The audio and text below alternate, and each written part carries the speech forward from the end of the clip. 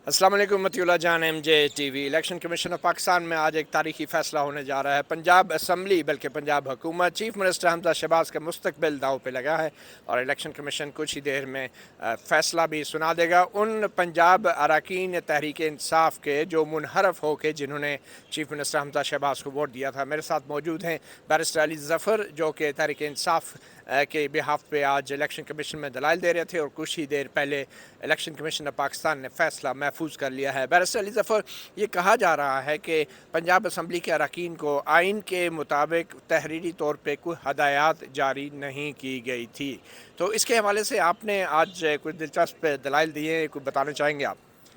देखें, article 63A बड़ा simple है। वो ये कहता है कि अगर आपको पार्टी डायरेक्शंस इशू करे कि आपने किसी चीफ मिनिस्टर के इलेक्शन में किस तरह वोट करना है और आप उसकी खिलाफ वर्जी करें, तो फिर जो पार्टी हेड है वो आपको डिक्लेयर कर सकता है कि आपने डिफेक्ट कर लिया है, और उसके बाद इलेक्शन कमीशन ऑफ पाकिस्तान उस फ़ैसले पे नज़रसानी भी कर सकता है। लेकिन अगर उसको कोई उस फ़ैसले में डिफेक्ट ना नज़र आए तो इलेक्शन कमीशन ऑफ पाकिस्तान उस डिक्लेरेशन को कंफर्म कर देता है।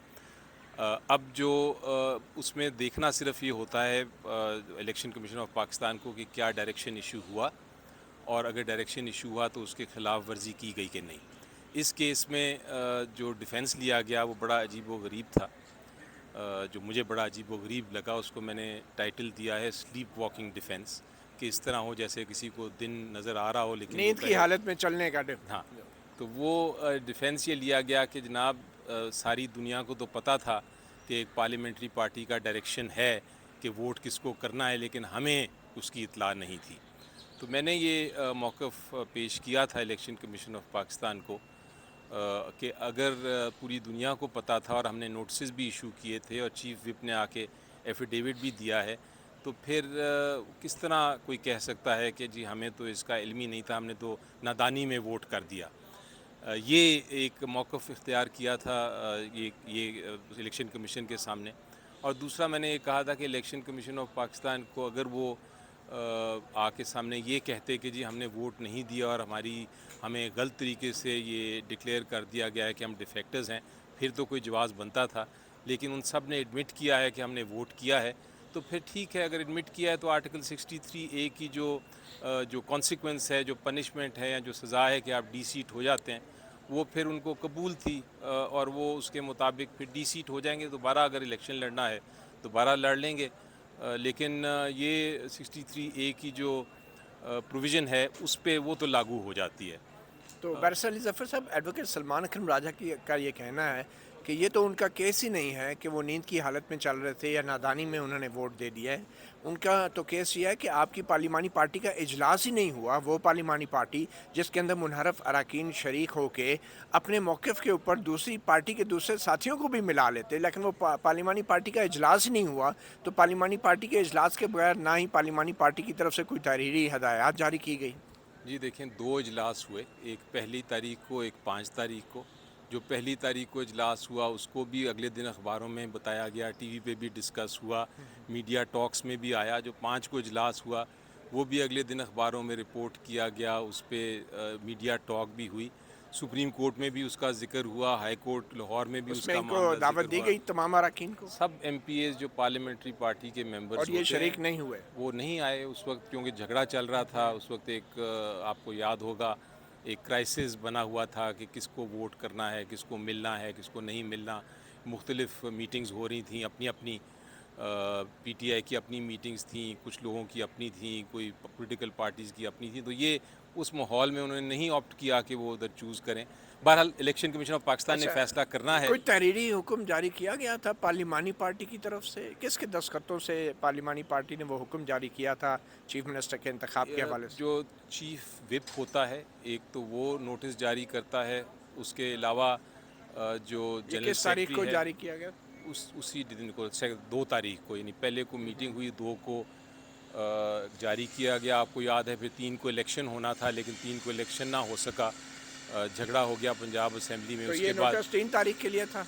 वो 3 के लिए था, फिर 5 के लिए दोबारा, 5 को फिर दोबारा इशू किया गया, फिर 7 तारीख को दोबारा किया गया क्योंकि इलेक्शन 16 पे चला गया था। تو نوٹسز تو تو کافی ہیں یہ کونا ریکارڈ پہ. کہ یہ کہنا کہ کوئی تحریری ہدایت نہیں تھی یا آپ کے مشکل ہے یہ, اسی لیے میں نے اس کو کہتا ہوں کہ یہ ایک سلیپ واکنگ بحث ہے یا ڈیفینس ہے. یہ اس میں کوئی مجھے نظر نہیں آتی کوئی گنجائش. چلیں بہت شکریہ بیرسٹر علی ظفر. ابھی کچھ ہی دیر پہلے الیکشن کمیشن آف پاکستان نے پنجاب اسمبلی کے تحریک انصاف کے منحرف اراکین کے مستقبل کے حوالے سے اپنا فیصلہ محفوظ کر لیا ہے. قانونی ماہرین یہ کہتے ہیں کہ اگر پنجاب اسمبلی کے ان اراکین کو ڈی سیٹ کر دیا جاتا ہے, یعنی آئین کے آرٹیکل 63A کے تحت ان کی سیٹ خالی قرار دے دی جاتی ہے, تو پھر چیف منسٹر شہباز شریف کی حکومت بھی نہیں رہے گی. جی میرے ساتھ موجود ہیں ایڈوکیٹ حامد خان صاحب, جو پاکستان تحریک انصاف کے بھی سرکردہ رہنما رہے ہیں, اور ہم بات کریں گے ان سے جو سپریم کورٹ نے فیصلہ دیا ہے کہ جو منحرف ہونے والے اراکین اسمبلی ہیں قومی یا صوبائی, اگر وہ اپنی پارٹی کی ہدایات کے برخلاف ووٹ ڈالتے ہیں تو ان کا ووٹ شمار نہیں ہوگا. حامد خان صاحب, اس فیصلے کو آپ کیسے دیکھتے ہیں؟ دیکھیے, اگر تو میں اپنی رائے دوں اس بارے میں, تو میری رائے جو ہے وہ ڈیسنٹنگ 2 ججز کے حق میں ہے کہ ان کا جو اس معاملے میں ویو لیا ہے انہوں نے, وہ مجھے زیادہ درست نظر آتا ہے. بہرحال میجورٹی کا ویو پریویل کرتا ہے, لہذا اس وقت جو صورتحال ہے وہ یہی ہے کہ بائی 3-2 یہ فیصلہ ہو گیا ہے کہ ڈیسنٹنگ ممبرز یا وہ جو ڈیفیکٹنگ ممبرز جو ہیں ان کا ووٹ کاؤنٹ نہیں ہوگا in a case of vote of no confidence. اچھا, یہ ووٹ آف نو کانفیڈنس آنے کی صورت میں اب, یا جو پہلے انتخاب ہو چکا ہے وزیر اعلیٰ حمزہ شہباز کا, اس پہ بھی اس کا اثر ہوگا؟ تو کیا طریقہ اپنایا جانا چاہیے اب حمزہ شہباز کی طرف سے؟ جی دیکھیے نا, یہ ہر 3 صورتوں میں ہوگا. ووٹ آف نو کانفیڈنس میں بھی اس کا اطلاق ہوگا, اور اسی طرح اس کا اطلاق ہوگا election of chief minister, election of prime minister. جو ہو چکا ہے اس پہ بھی ہوگا. ہاں, کیونکہ اس وقت جو جب یہ الیکشن ہوا ہے تو یہ میٹر جو تھا ریفرنس پینڈنگ تھا سپریم کورٹ کے سامنے, لہٰذا ہر پارٹی کو اس کا اچھی طرح علم تھا کہ اس پر ایک ویو مانگا ہوا ہے سپریم کورٹ سے. اگر کل کو سپریم کورٹ کا ویو کوئی آتا ہے تو جو بھی یہاں پر الیکشن ہوا ہے وہ سپریم کورٹ کے اس رائے پر ڈپینڈنٹ ہوگا, اور اس کا it will be subject to the view of the Supreme Court. اور اس میٹر میں نون لیگ فریق تو تھی ہی, ایڈوکیٹ مختوم علی خان کے ذریعے. جی ایڈوکیٹ مختوم علی خان کے ذریعے نون لیگ فریق تو تھی ہی, اس پہ دلائل بھی ہوتے رہے. جی بالکل ہوتے رہے, اور دوسری بات یہ ہے کہ انہوں نے پارٹیسپیٹ بھی کیا ہے, اور انہوں نے وڈرا بھی نہیں کیا ہے پاور میں آنے کے بعد. لہٰذا انہوں نے چونکہ اس میں by participating they have become party to this decision, اور ان پر پھر فرض بنتا ہے کہ اس فیصلے کو مانیں اور اس کا اطلاق کریں. اب ہوگا کیا؟ شہباز شریف کو کیا کرنا چاہیے بطور وزیر اعلیٰ؟ میرے نزدیک تو یہ اب ڈیوٹی ہے کہ الیکشن جو ہے ایک دفعہ پھر کرایا جائے. کون کرائے گا؟ کہاں سے بات شروع ہوگی؟ دیکھیے, اس میں تو اصل آئین کے مطابق تو گورنر کو اسمبلی جو ہے پروونشل اسمبلی کو سمن کرنا چاہیے for election of chief minister. اب دوسری صورتحال ایک اور جا رہی ہے, اگر تو پروونشل اسمبلی ان سیشن ہے تو اس کے ایجنڈے پر بھی یہ بات آ سکتی ہے کہ چونکہ اس کون لا سکتا ہے اس میں؟ ایجنڈے پہ وہ جو پریزائڈنگ آفیسر ہوگا, اگر اسپیکر صاحب جو. ڈپٹی اسپیکر یا اسپیکر جو پریزائڈ کر رہا ہے وہ لا سکتا ہے. اچھا, اس وقت تو اسپیکر پرویز الہی ہیں اور ان کو گورنر کے طور پہ, قائم مقام گورنر کے طور پہ نوٹیفائی کر دیا گیا ہے, تو کیا وہ اب اسمبلی کا اجلاس پریزائڈ کر سکتے ہیں اگر کوئی ہوتا ہے؟ دیکھیے, پریزائڈ وہ بالکل کر سکتے ہیں. ایکٹنگ گورنر ہونے کے بعد وہ اسپیکر تو بہرحال رہتے ہیں, وہ تو ایک ٹیمپریری ہوتا ہے. لیکن یہاں پر ایک مختلف مسئلہ ہے, وہ یہ ہے کہ وہ کینڈیڈیٹ بھی ہے, اس لیے بینگ اے کینڈیڈیٹ وہ پریزائڈ نہیں کر سکتے سیشن کو, اور سیشن کو ظاہر ہے کہ سیشن کو ڈپٹی اسپیکر ہی پریزائڈ کرے گا, جو کہ جس کا کوئی انٹرسٹ نہیں ہے. ورنہ تو جو پرویز الہی صاحب اسپیکر ہیں وہ تو خود چیف منسٹر کے کینڈیڈیٹ ہیں. تو پھر اب کیا صورتحال ہو سکتی ہے؟ میں یہ سمجھتا ہوں کہ یہ ڈپٹی اسپیکر کے پاس بھی اپلائی کر سکتے ہیں اور کہیں کہ جی چونکہ یہ فیصلہ آنے کے نتیجے میں وہ الیکشن جو اس تاریخ کو ہوا تھا 16/4 کو غالباً قدم ہو گیا ہے، تو آپ فی الفور الیکشن کروائیں چیف منسٹر کا۔ اس میں نئے امیدوار بھی آ سکتے ہیں چیف منسٹر کے عہدے کے لیے؟ بالکل آ سکتے ہیں، کیونکہ پھر پروسیس سارا کرنا پڑے گا آپ کو۔ ایک دن پہلے نامینیشن پیپرز لے کے پھر اس کے بعد اگلے دن الیکشن ہوگا۔ تو اس وقت گورنر کون ہے پنجاب کا؟ اس وقت تو ایکٹنگ گورنر ہی ہے پرویز الہی۔ تو وہ جو صدر صاحب نے انکار کر دیا ہے نئے گورنر کی تعیناتی کے حوالے سے، تو سرفراز چیمہ صاحب کی کیا سٹیٹس ہے اس وقت؟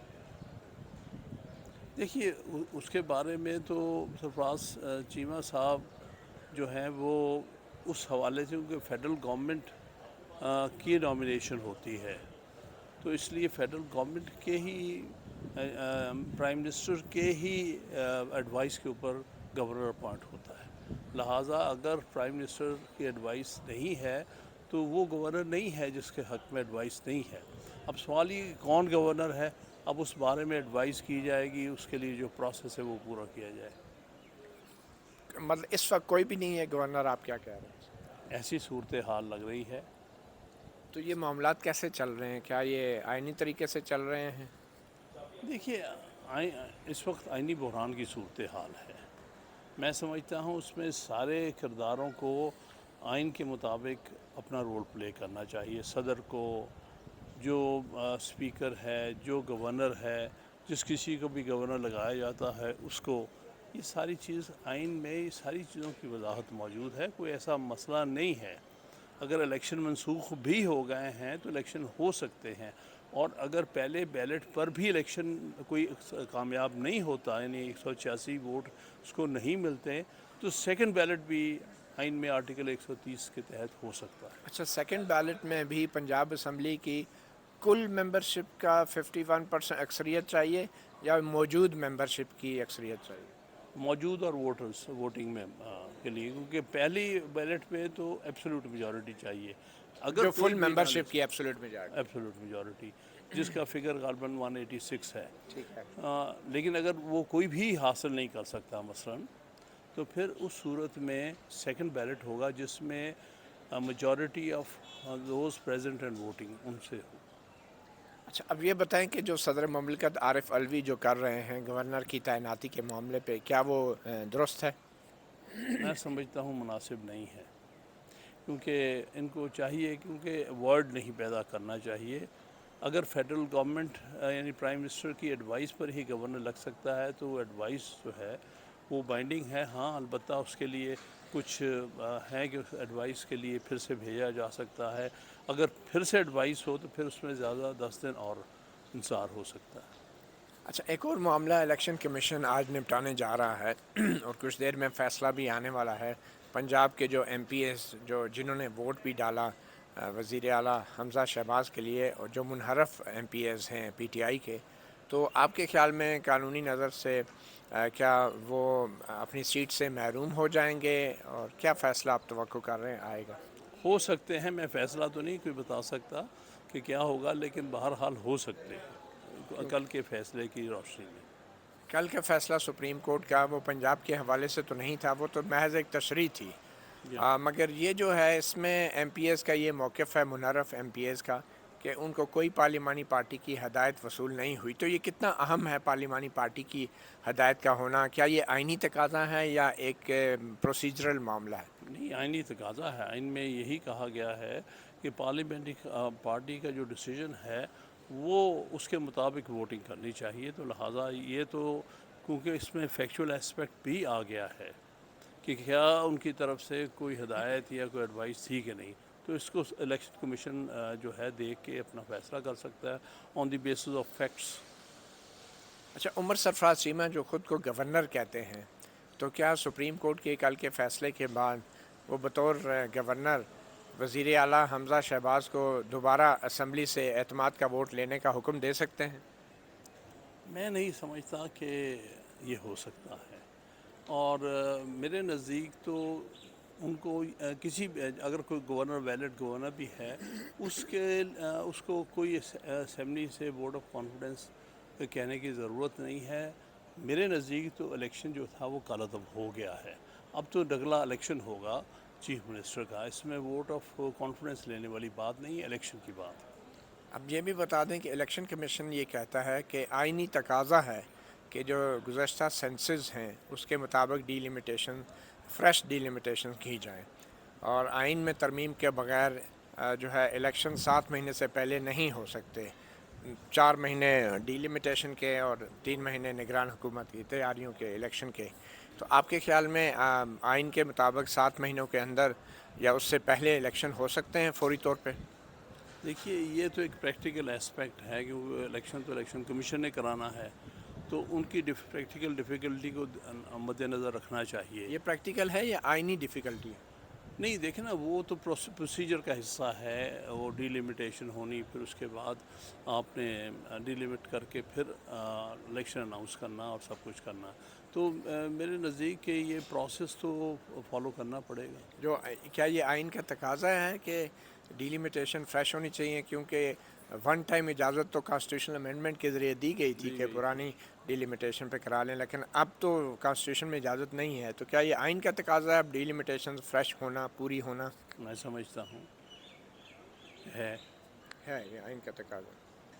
اچھا, آخر میں یہ بتائیں کہ یہ جو آرمی چیف کی ایکسٹینشن کا اختیار پارلیمنٹ نے قانون بنا کے ایک وزیر اعظم کو دیا تھا, تو کیا نگران وزیر اعظم بھی آرمی چیف کی ایکسٹینشن کا فیصلہ کر سکتا ہے؟